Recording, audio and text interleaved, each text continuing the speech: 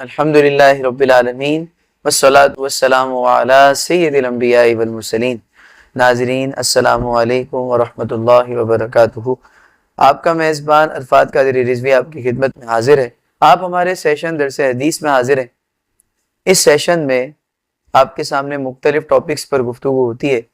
اب ہم نے یہ سوچا ہے کہ یہ سیشن تو ہر ہفتے ہوتا ہے، تو ایک ہفتے ہم اصلاحی معاشرے کے جو پہلو ہیں ان کے بارے میں احادیث سے سماعت کریں گے، اور ایک ہفتے ہم عقائد پر زور دے کر عقائد کے حوالے سے احادیث کریمہ سماعت کر کے عقائد کے دلائل کو یاد کریں گے۔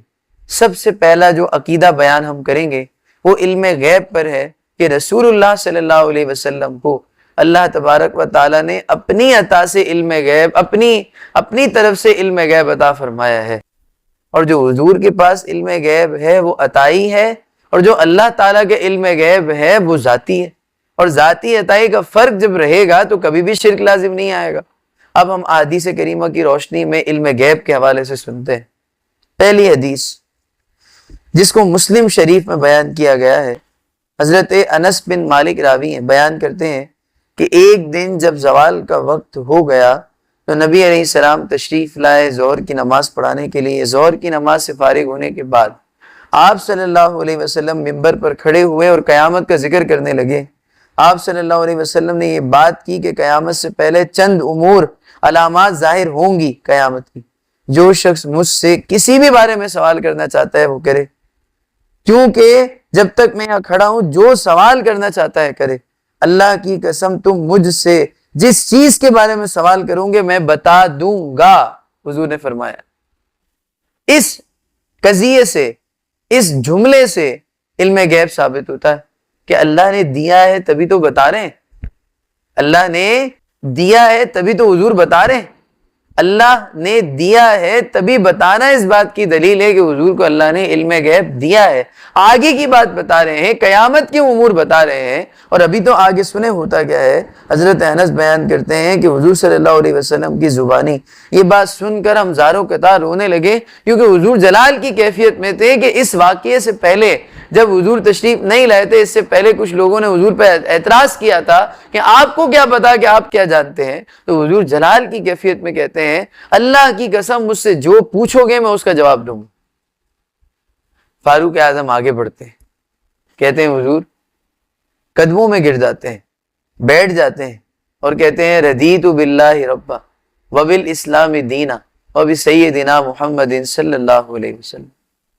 یا رسول اللہ ہم راضی ہیں، ہم راضی ہیں آپ کے رب پر، ہم راضی ہیں آپ کے دین پر، ہم راضی ہیں آپ کی بارگاہ میں حضور، آپ پریشان نہ ہو، آپ پریشان نہ ہو۔ یہ کہتے رہتے ہیں یہاں تک کہ حضور جو ہے نا، حضور جانے کائنات صلی اللہ علیہ وسلم شفقت فرماتے ہوئے کہتے ہیں کہ حذیفہ تم نے بھی پوچھا تھا تمہارا باپ کون ہے، تو تمہارا باپ فلاں بندہ ہے اور بالکل درست ہے، یعنی جو تمہاری ماں کہتی ہے نا کہ ماں جس باپ کی طرف تمہیں منسوب کرتی ہے وہی تمہارا والد ہے۔ حضرت طلحہ کے بارے میں حدیث سماعت کریں۔ اس حدیث کو ترمذی شریف میں امام ترمذی لائے ہیں۔